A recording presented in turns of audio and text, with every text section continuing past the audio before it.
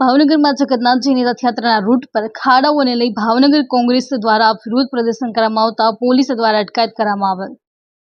ભાવનગર શહેરમાં આગામી દિવસોમાં ભગવાન જગન્નાથજીની રથયાત્રા નીકળવાની છે, ત્યારે ભાવનગર શહેર કોંગ્રેસ સમિતિ દ્વારા ભાવનગરમાં અનેક રસ્તાઓના ખાડાઓના કારણે લોકો ભારે હાલાકી ભોગવી રહ્યા છે, જેને લઈ કોંગ્રેસ સમિતિ દ્વારા એક ધરણાનો કાર્યક્રમ આપીને વિરોધ કર્યો હતો, જેમાં ભાવનગર શહેર કોંગ્રેસ તખ્તેશ્વર વોર્ડ સમિતિ દ્વારા ભગવાન જગન્નાથજીની રથયાત્રા નીકળતી હોય તે માર્ગ ઉપર ખાડાઓને પગલે ધરણા કાર્યક્રમ યોજાયો હતો, જેમાં શહેર કોંગ્રેસના નેતા ઉપસ્થિત રહ્યા હતા।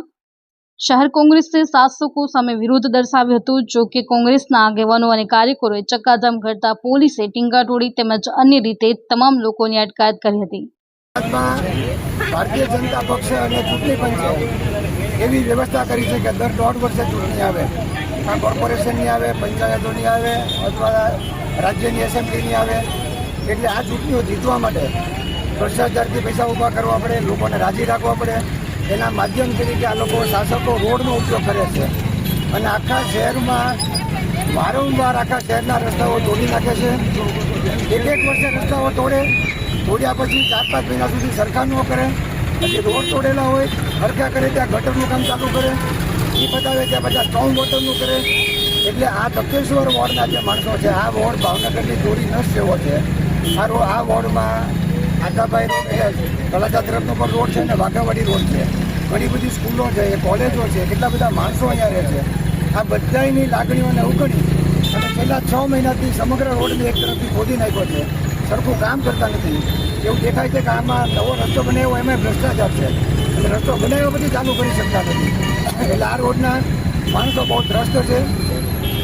અમારા આ વોર્ડ સમિતિ તખ્તેશ્વરની છે, એ લોકોની પાસેથી ફરિયાદ આવી છે કે ભાઈ આપણી સરકાર આપણું કાંઈ માનતી જ નથી।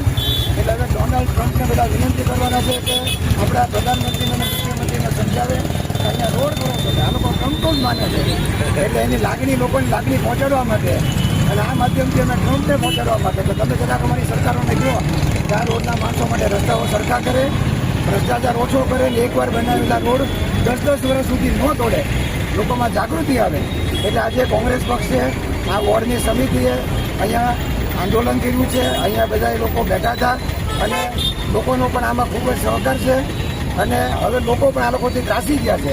એટલે કોંગ્રેસને વારંવાર આવા પ્રયોગ આપશે, પોલીસ બળ વાપરે છે, ભારતીય જનતા પક્ષવાળા સીધા અમારા સંપર્કમાં આવી શકે એમ નથી, એટલે વચ્ચે એ લોકો એક પાત્ર મૂકવું પડે કે જેની અમારે કાયદાકીય મર્યાદા રાખવી પડે। એટલે પોલીસ તંત્રને મૂકી દે છે અને પોલીસ છે એ આપણે સમજીએ છીએ કે કપડાં કાઢી પહેરે છે પણ અંદરથી આખી પોલીસ છે એ ભગવાન કલરની છે। એટલે પોલીસ અમારા કોઈ આંદોલનો સરખી રીતે અસરકારક રીતે થાય એવા થવા દેતા નથી, પણ અમારા કાર્યકરોને આવે પોતાની ધરપકડ કરે છે અને લઈ જાય છે, આવું ચાલ્યા કરશે તો કોંગ્રેસ ડરતી નથી, આખા દેશમાં ડરવાની પણ નથી અને અમારા પ્રોગ્રામો સતત ચાલુ જ રહેશે।